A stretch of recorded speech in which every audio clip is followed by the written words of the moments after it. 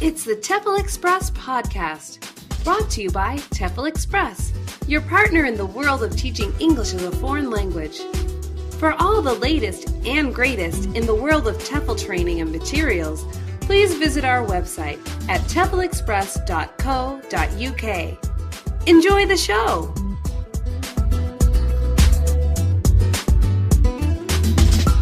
Hi, this is the TEFLCast, and today we have Gregory Kreisman and Joshua Suarez here with us today, and we're going to talk a little bit about Christmas. Hey, Merry Christmas, guys.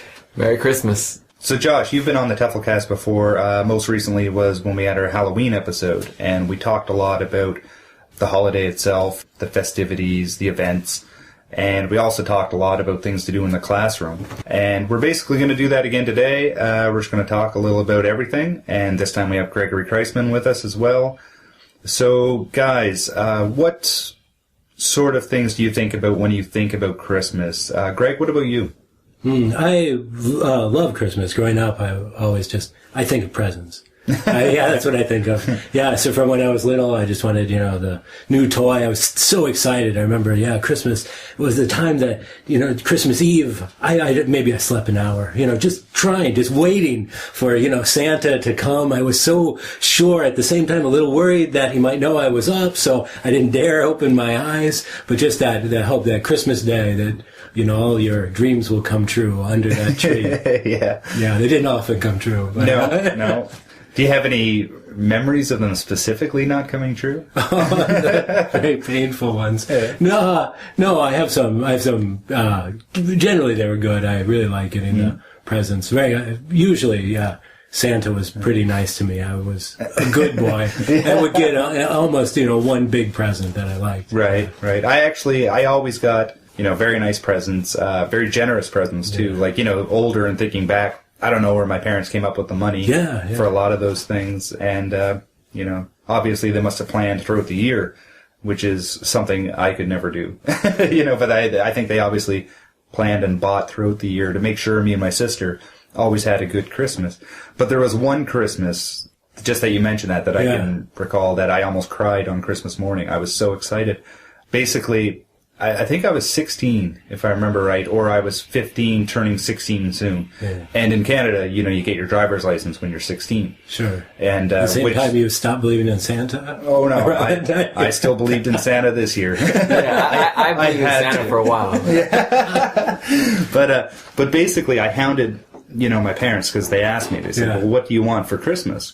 And for like the whole year, I kept saying, I want a Ford Mustang. I said, I'm going to be 16. I want a Ford Mustang. I said, I don't want a brand new one. Spend $200 and buy me a clunker and I'll fix it. Like, I want a Ford Mustang. Buy me an old piece of junk. Or buy me a new one if you want.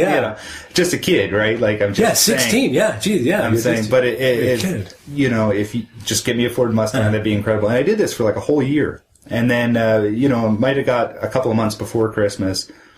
And I let the joke go. I mean, of course I wanted a Ford Mustang, but I knew that was unrealistic. Sure, that's a kind of joke Christmas, but what do you want for Christmas? I mean, if my parents' last name is Gates, I might really expect it. Yeah. But it's not. Yeah. And so, eventually, though, it gets closer to Christmas, and I start asking them, I say, what do you get me for Christmas? What'd you get me? And I'm expecting the normal stuff, like maybe some clothes, maybe hockey some CDs, hockey stick, maybe a new sled, a snowboard, whatever. And my mom, being my mom, just kept, like, she wouldn't crack. She's like, no, nothing. Not telling you. And anyway, my dad, though, he kept telling me, get you a Ford Mustang. I'm like, what? And I'm completely floored with this. I'm like, yeah, right. And in disbelief. No, you didn't. What'd you get me? I got you a Ford Mustang. I said, all right, sure you did. Next week, what'd you get me? Ford Mustang. And this went on, like, right up until Christmas Eve. Christmas Eve, he said, I am not joking. I swear up and down, I got you a Ford Mustang. So I'm like, okay. So now this Christmas, I couldn't sleep. Yeah, sure. And, because, Dad wouldn't lie about something like that. So like he wouldn't build you up just to punch you in the guts. Oh no, you're I'm worried about. So you're saying this? I thought you meant you cried because you were happy, but now this sounds like I'm a little worried. Yeah, we don't know. I don't know which one it's going to be. Yeah, I'm a little worried. So it's Christmas Eve. It's Christmas You're not Eve. sleeping. No, my bedroom was in the basement. I kind of had like this whole basement sectioned off type thing. Almost like a little apartment, which was awesome when you're 16, you know. Sure, yeah. And then, anyway, so I go upstairs every, couple of hours, every hour or so. Because, I'm like 15 or 16. My sister's like 17. But of course, our parents still got to sneak out after they think we're in bed to put the presents out and stuff. They still play it up. So I'm up there. Okay, there's presents under the tree now. All right. So then I tiptoe over. I look out to the driveway, out the front window. I said, yeah, there's no Mustang out there. Oh, don't tell me it's gonna be. Oh no! So then I keep looking. No. There's no Mustang. Go back downstairs. Fall asleep for about 30 minutes. The anticipation, in my mind. Fever dream of I can't motors sleep. and cars. Yeah, exactly. That personal freedom that comes with flying down the road in a Mustang. It's just driving me crazy. So I come back upstairs an hour later, look outside. No car in the driveway. So then I think, all right, he must have hit it around the block or something. Are your parents seeing you do this? No, they're still sleeping like babies. It's like probably like 3, 4 in the morning. Every hour I keep coming up.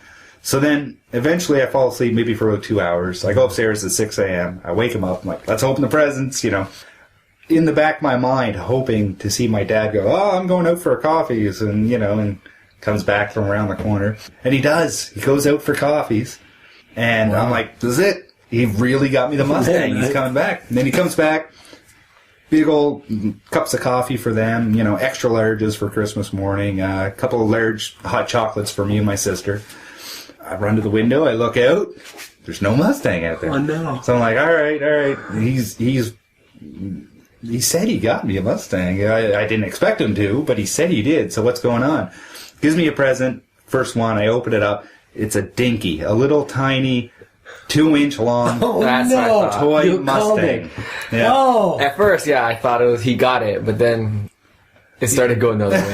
Yeah. Like, it can't be. Yeah. It can't, no. So you did not get a Mustang? I did, but it was a little tiny toy. It was just a little tiny toy car. And that's they don't know that it hurts kids. Like, no. And I opened it up, and I swear to God, like, I looked like I just got punched in the throat. Yeah. And I looked ruined over. Christmas, right? My dad's just kind of got a big smile. Told you I got you a Mustang. Oh my God. Yeah. I think it's a good joke, but not for Christmas. It is a good joke. Not for Christmas. But the funny thing is, I still have that Mustang. And it's not with me here abroad. I have it in storage in my, in a box at my mother's house. But it's not even open. I still have it in the package. And that was my first Mustang. First and only Mustang. I've never actually got one. So maybe Santa will bring me one. Maybe Santa, yeah.